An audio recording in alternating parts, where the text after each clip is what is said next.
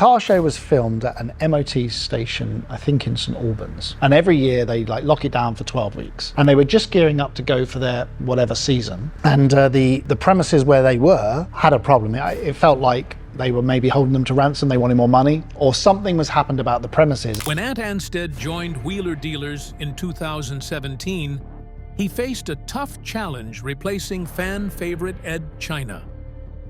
Edd's detailed approach and chemistry with Mike Brewer had won viewers over, making Ant's entry daunting. Ant Anstead is a British television presenter, car builder, and designer, best known for co-hosting Wheeler Dealers. However, with his expertise as a mechanic and presenter, Ant quickly brought fresh energy to the show. Now this is a cool car. Why? PCV and turbo. This does more than just a little. His creative fixes, charm, and love for classic cars earned him global praise. For 3 seasons, it seemed he was the perfect fit. Then, in 2020, fans were shocked by his sudden departure. Was it drama, ego clashes, or a personal choice? The answer is more layered than expected. In this story, we uncover the real reasons behind his exit and explore what Ant is doing now. The birth of Wheeler Dealers. Buying and reselling cars can be both profitable and enjoyable for those who are passionate about them. The process isn't always straightforward, though. It can be difficult to select the right car to flip, and enthusiasts often run the risk of becoming too attached to a car that should be sold for profit. In addition, numerous potential setbacks can occur along the way, from the purchase itself to the repair stage and ultimately the sale. The British television program Wheeler Dealers follows a team as they confront these very challenges. Acquiring a car with a major mechanical issue, such as a faulty engine or transmission, can easily outweigh the potential reward. At the same time, ensuring that the hosts and crew work well together presents its own difficulties. The show's most notable figures from its inception have included Mike Brewer, Ant Anstead, and Edd China. Edd left after season 14, following disagreements with the network Velocity and the production team. The studio aimed to reduce workshop time to lower expenses, but Edd maintained that minimizing workshop detail amounted to cutting corners. Unwilling to compromise the integrity of the program, he stepped away after 13 years. Anthony Anstead, also known by his nickname Ant, was brought in as Edd China's successor. Before his involvement with Wheeler Dealers, he co-hosted For the Love of Cars alongside Philip Glenister. His experience extended well beyond television. He was a car designer and builder, a former semi-professional football player, and at one point, one of the youngest armed police officers in the United Kingdom. It was obvious from the get-go that he had big shoes to fill. Edd's 13 years on the show had generated a very dedicated fan base, and they were going to judge Ant's every move. When Wheeler Dealers debuted in October 2003 on the Discovery Channel in the UK, no one could have predicted its eventual success. It was hosted by Mike Brewer, a car trader with an eye for bargains, and mechanic Edd China, known for his lanky frame and quirky brilliance. The show had a simple formula, and that was to buy a car cheaply, fix it up, and sell it for profit. It wasn't the first show to explore cars, but its angle felt refreshingly different. While Top Gear leaned heavily into entertainment, exotic cars, and stunts, Wheeler Dealers positioned itself as accessible, practical, and aspirational. Viewers didn't need deep pockets to appreciate it, and they definitely could imagine themselves tackling similar projects in their own garages. From the very beginning, the formula caught on with others. Mike's sharp negotiation skills paired perfectly with Edd's meticulous, step-by-step mechanical breakdowns. Early episodes featured cars like the Porsche 924, Ford Capri, and Mini Cooper. vehicles with broad appeal that tapped into nostalgia while showcasing attainable restoration projects. By the mid-2000s, wheeler dealers had gained a loyal fan base, not just in the UK, but internationally. Discovery recognized its global potential and began distributing it widely, introducing audiences from the United States, Europe, and Asia to the mix of bargains and repairs. Edd China, in particular, became a fan favorite. His calm, knowledgeable approach made complex repairs seem approachable. Unlike many car shows that glossed over the technical aspects, wheeler dealers leaned into them. Edd wasn't afraid to get his hands dirty, spending entire segments pulling apart engines, rebuilding suspensions, and explaining everything in plain language. This authenticity became the heartbeat of the show. Fans didn't just come for entertainment, they stayed to learn. The practical nature of his tutorials sets wheeler dealers apart, making it an educational resource as much as a piece of television. As the show grew, so too did the challenges. Expanding to international audiences meant bigger expectations, larger budgets, and more complex logistics. Shooting an episode wasn't just about finding a car and fixing it. It now required even more careful planning, scheduling, and balancing of the personalities on screen. Insiders suggest that as time went on, tensions occasionally flared between Mike Brewer and Edd China, largely due to differences in approach. Mike's focus was on deals, pacing, and the entertainment factor, while Edd was deeply committed to showing every detail of the mechanical process. The network, too, began pushing for changes. With costs rising, Velocity, which later rebranded as Motor Trend in the US, wanted to streamline the workshop segments, reducing the level of detail shown. For executives, it was about efficiency. For Edd, however, it was about integrity. This clash would end up bringing about the first major change to the show since its inception. After 13 years and 14 seasons, the unthinkable happened. Edd China announced he was leaving Wheeler Dealers. His departure shocked fans.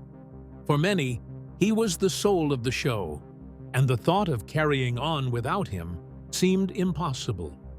In his explanation, he revealed that the production team had insisted on shortening workshop content to save money.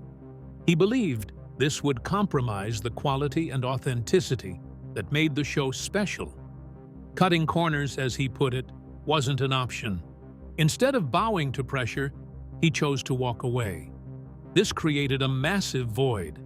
Fans were outraged, some even threatening to boycott the show. Social media buzzed with debates, and Mike Brewer himself faced backlash from viewers.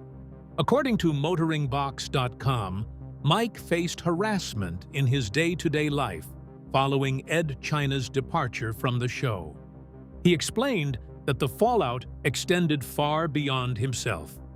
In his statement, he said, "The abuse that my family and I have endured because of Edd's statements doesn't just affect me. It impacts the crew, my friends, fans, the charities I support, as well as both my employees and employers. I've been confronted and harassed in public places, on the street, in restaurants, supermarkets, and even at car shows, all because Edd chose to leave the program. His reasons have been made clear, and people can draw their own conclusions. Despite the controversy, he has continued hosting the series, determined to keep it going." At this critical time came Ant Anstead. He wasn't a stranger to television, but to many fans of Wheeler Dealers, he was an unknown character. He was born in 1979 in Hertfordshire, England, and his path to fame was anything but straightforward. Before television, he had led several careers where he once served as one of the youngest armed police officers in the UK, later transitioned into semi-professional football, and eventually followed his passion for building cars. His natural charm and mechanical skill caught the attention of producers, leading him to co-host For the Love of Cars, alongside actor Philip Glenister. By the time he joined Wheeler Dealers in 2017, he had proven himself as both a presenter and a craftsman. Still, he was stepping into an unenviable position, replacing a beloved figure whose departure had left fans suspicious and skeptical. When he first appeared on Wheeler Dealers, the pressure was enormous. Not only did he need to win over viewers, but he also had to carry forward Edd China's legacy while putting his own stamp on the role. The format of the show remained similar. Mike sourced the cars, while Ant handled the repairs. This was good and all, but the tone had shifted. Ant's workshop segments often showcased more creativity and improvisation. He wasn't afraid to take on ambitious modifications or inject his personality into the process. His background as a custom car builder gave him a slightly different approach compared to Edd's meticulous style. Fans noticed the difference. Some embraced his enthusiasm and hands-on craftsmanship, while others criticized the reduced level of technical detail in his segments. For him, it was a complex balancing act, trying to stay true to himself while respecting the expectations set by years of tradition. Ant's challenges weren't limited to the garage. Behind the scenes, the shadow of Edd China loomed large. Every decision he made, every repair he attempted, was inevitably compared to his predecessor. Winning over die-hard fans took time, and in some cases, he never fully succeeded. Moreover, production constraints continued. The push to streamline the workshop segments remained, meaning Ant couldn't dive as deeply into repairs as Edd once had. For viewers who valued the educational element, this was a disappointment. For Ant, it was a limitation he had little control over. On top of that, he had to navigate the shifting identity of Wheeler Dealers itself. By the late 2010s, car culture was changing, with audiences increasingly drawn to faster-paced content on YouTube and social media. Keeping the show relevant meant evolving, and he was at the center of that evolution. Despite the challenges, he brought undeniable energy and a fresh perspective. His background in custom builds meant he often looked beyond standard restorations, considering creative upgrades and practical modifications. This gave the show a slightly different flavor, one that appealed to viewers who enjoyed seeing cars adapted rather than simply restored. He also connected well with Mike Brewer. Their on-screen chemistry was lighter and more playful compared to the Brewer-China dynamic. While not everyone was convinced, many fans appreciated the new chemistry. Perhaps most importantly, he helped Wheeler Dealers maintain momentum at a time when it could easily have collapsed. Losing Edd China might have spelt the end, but his presence ensured the show lived on, reaching new audiences and continuing its international success. Fan reaction to Ant's tenure was divided. Some felt he lacked the technical depth Edd had provided, while others admired his creativity and relatability. Social media often amplified the criticism, with vocal groups lamenting the changes. At the same time, Ant gained his own supporters. Many recognized the impossible position he was in and applauded his efforts to keep the spirit of the show alive. His background, personality, and visible passion for cars helped soften the resistance over time. In 2020, he suddenly announced he was leaving Wheeler Dealers, bringing an end to his chapter of the show. By then, he had begun carving out new opportunities in television, including hosting Master Mechanic and Ant Anstead's Building Cars. This was going to be the second major problem for the show. But behind the scenes, the show was actually plagued with issues the audience never really took note of. The hidden struggles of wheeler dealers. For over 2 decades, Wheeler Dealers captivated classic car fans with its winning formula of buying affordable projects, fixing them up, and selling them for a profit. On screen, it's all smiles, grease-stained overalls, and roaring engines. But behind the cameras, the journey hasn't always been as smooth as a freshly polished bonnet. While audiences cheered for Mike Brewer's sharp deals and Edd China's ingenious fixes, the reality of the show often carried losses, production headaches, and growing tension between entertainment and practicality. As explained before, the foundation of Wheeler Dealers rests on turning a profit, but reality often tells a harsher story. Out of the many restorations across its seasons, a surprising number ended in financial losses. For example, in Season 1, Episode 12, the team bought a 1986 Ford Capri Laser 1.6 for just £400. With a £1,000 budget, they kept repairs modest, simply repainting fenders, getting new suspension bushings, and fresh laser decals. Yet after £945 in costs, the Capri sold for £700, which was a whopping £245 loss. Viewers saw a tidy restoration, but the numbers told a different story where passion had outweighed profit. The losses grew heavier with riskier buys. A 1985 Suzuki SJ410, known in the US as the Samurai, seemed like a fun, adventurous project. It was bought for £2,000 with another £2,000 earmarked for restoration, but it ended up selling for only £500. That single car left the team £770 in the red. It became a pattern where the more unusual or nostalgic the car, the greater the financial gamble. Take the 1989 Volkswagen Transporter T3. Nostalgia alone couldn't save the bus-like van. Though purchased for only £250, the final investment reached £1,270, and it sold for just £500, resulting in a loss of another £770. For fans, it was a trip down memory lane. However, for the crew, it was a painful reminder that the market rarely shares sentimental value. Even high-end classics weren't immune to disappointment.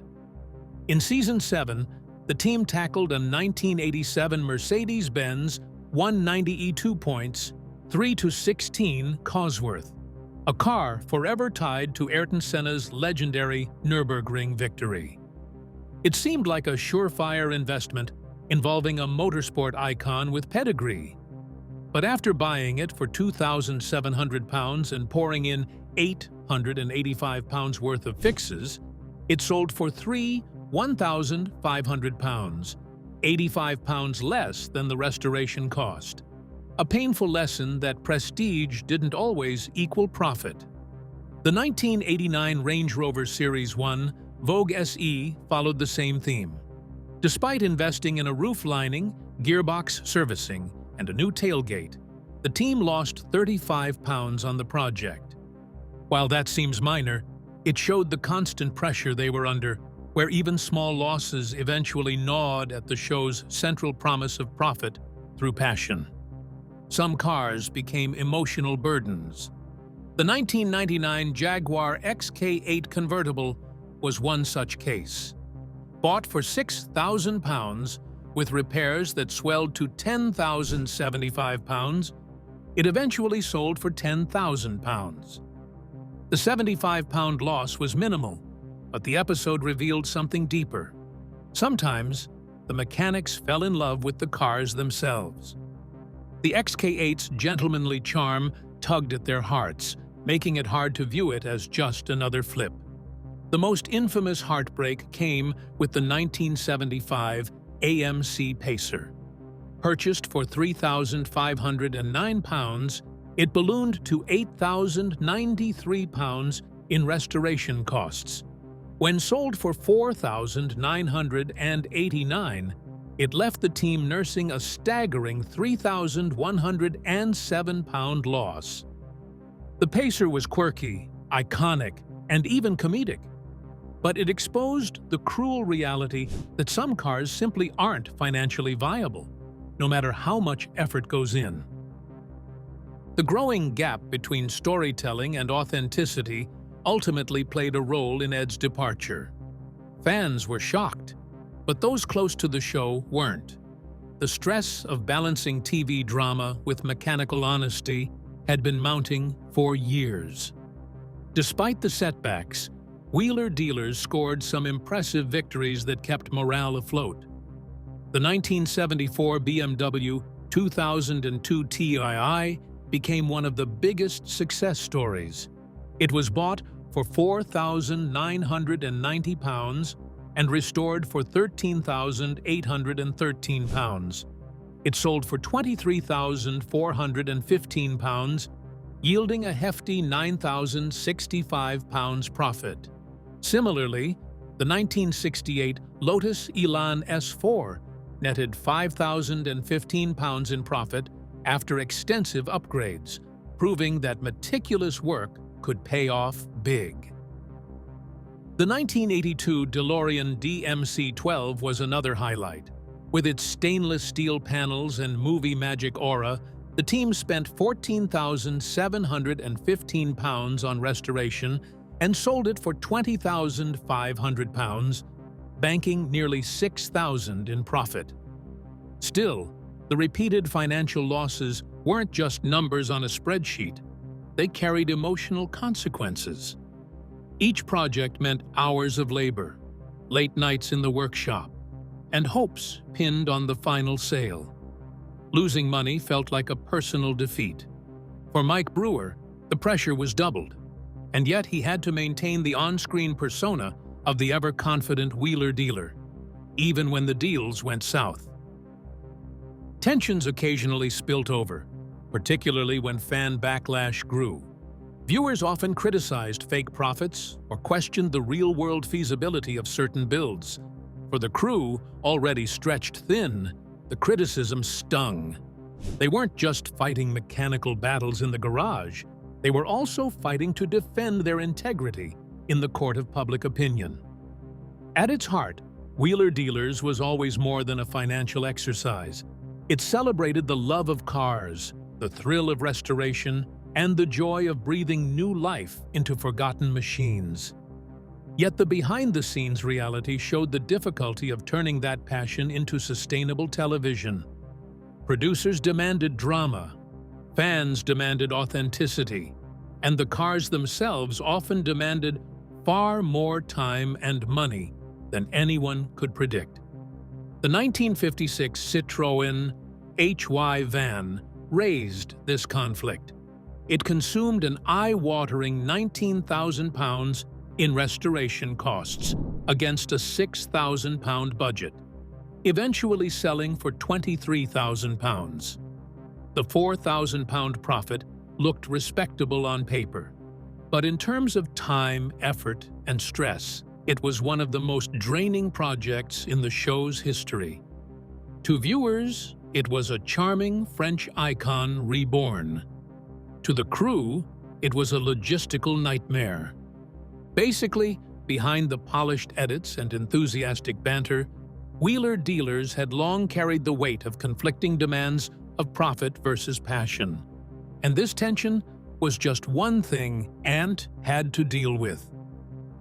The hidden costs of the dream job, marital struggles, and the road away from Wheeler Dealers. To audiences, Ant always seemed like the confident, upbeat mechanic who threw himself into every restoration. But off-camera, he was fighting private battles that were far harder to repair than any engine or gearbox.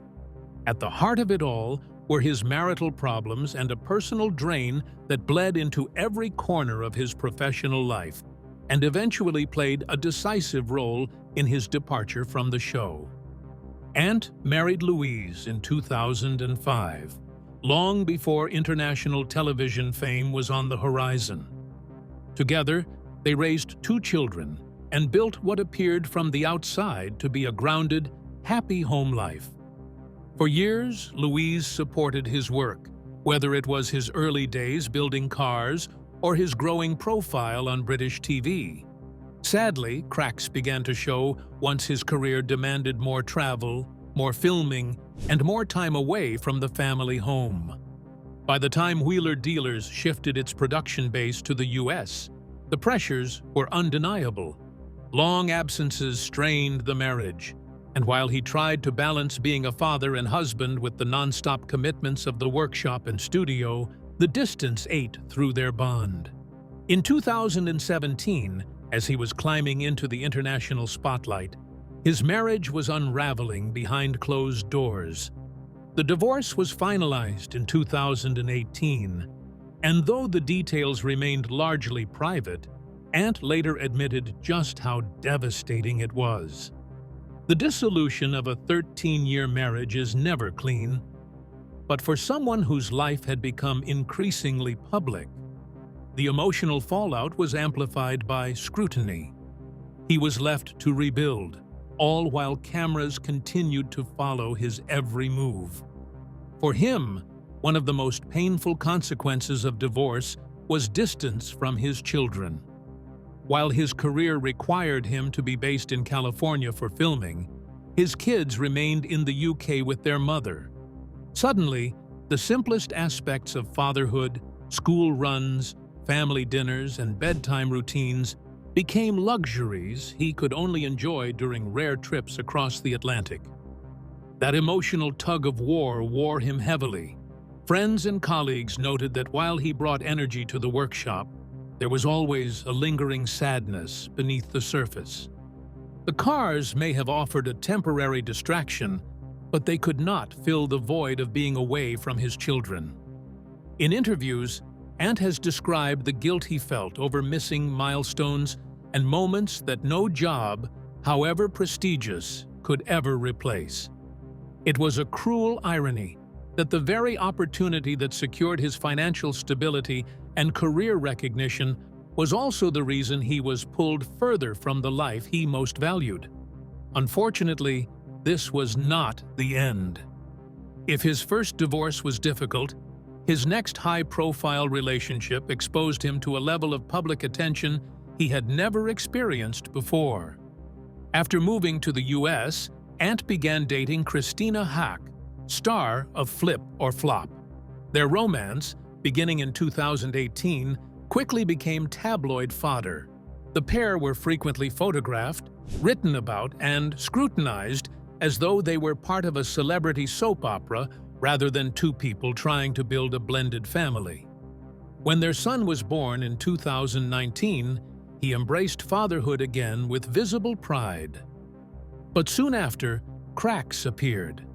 By 2020, Christina announced their separation. A breakup that unfolded not quietly, but under the bright glare of American celebrity media.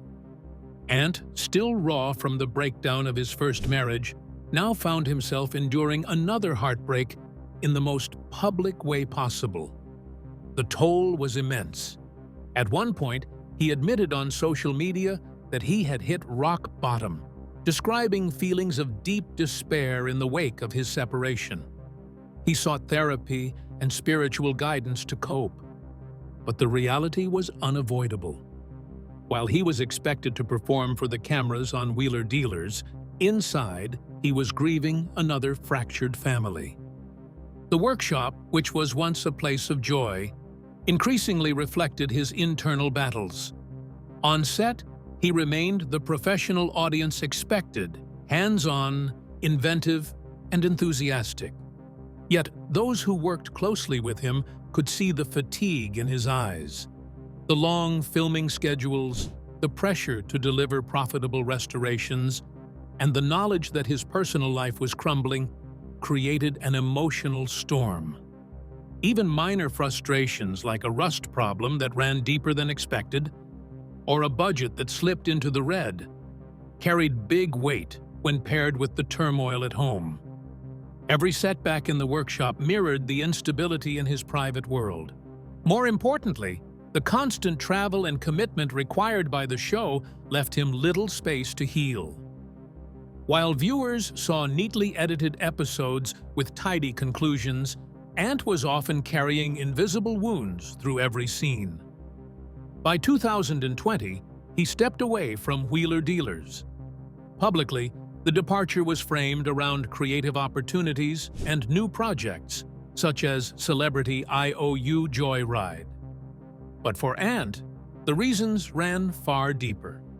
His personal life had been stripped raw by divorce, separation, and the challenges of parenting across continents.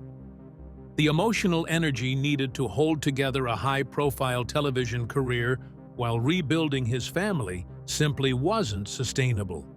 In leaving the show, he wasn't turning his back on cars or television, he was choosing survival. He needed to reclaim control of his life, to heal privately, and to find a way to be present for his children in ways the punishing schedule of Wheeler Dealers had long denied him.